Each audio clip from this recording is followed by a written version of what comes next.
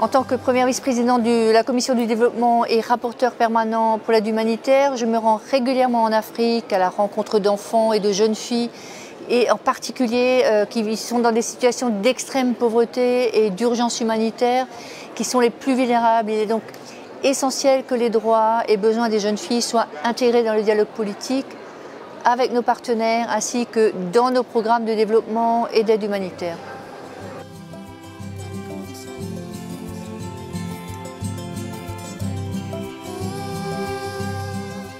Effectivement, c'est un sujet très grave que je dénonce régulièrement depuis le début de mon mandat. Malheureusement, les mariages précoces sont encore très présents dans de nombreux pays en voie de développement, comme j'ai pu d'ailleurs le constater lors de mes déplacements sur le terrain.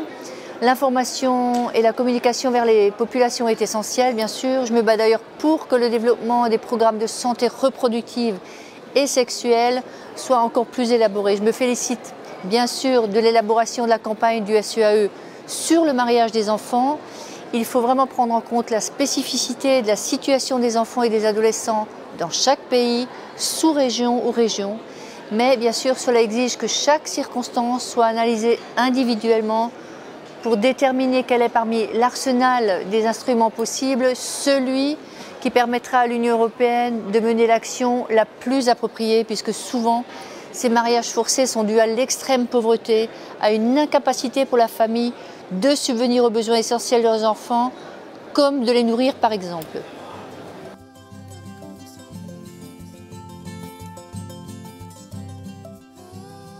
Les catastrophes ont des effets négatifs sur toutes les personnes impliquées, mais peuvent montrent qu'elles présentent un risque encore plus grand pour les femmes et les enfants, et en particulier les adolescentes.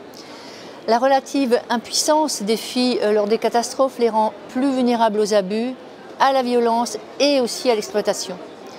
Le risque d'abus de ce type s'accroît à cause de l'affaiblissement de la protection traditionnellement offerte, ainsi qu'en raison de la séparation des enfants de leur famille. Les filles qui vivent dans des zones de conflit ou dans des camps de personnes déplacées et de réfugiés sont particulièrement exposées à différentes formes de violences sexuelles. Par exemple, la protection des civils reste une préoccupation majeure dans la plupart des régions de la RDC touchées par la guerre. Les exactions et les pillages accompagnés de violences, les viols, enlèvements, recrutement forcé d'enfants avec les groupes armés continuent. Je me suis rendue au Kivu où j'ai vraiment pu me rendre compte de l'ampleur de ce problème.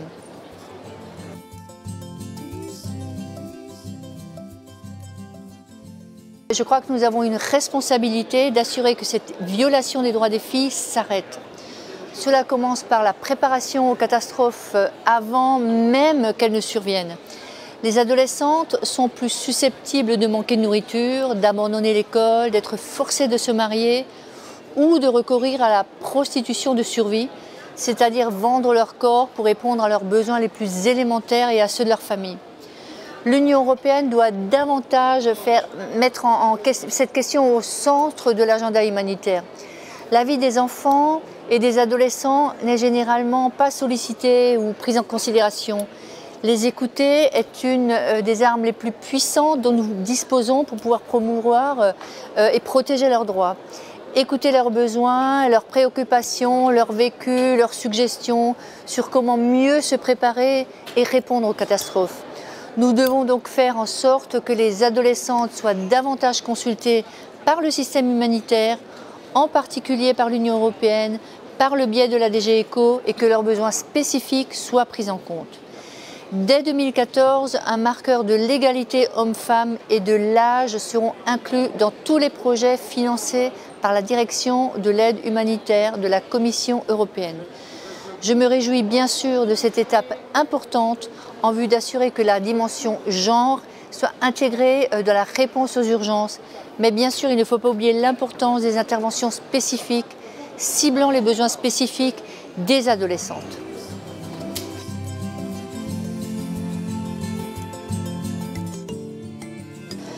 Concernant les perspectives financières pour la période 2014-2020, la rubrique 4 du budget l'UE comme acteur global, qui comprend notamment L'aide au développement et l'aide humanitaire a subi une importante réduction de 16,1% par rapport à la proposition initiale de la Commission.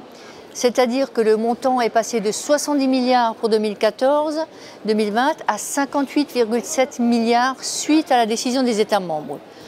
Le Conseil a également accordé 26,98 milliards d'euros au 11e Fonds européen de développement, donc le FED, pour 2014-2020, comparé à 30,3 milliards suggérés par la Commission européenne.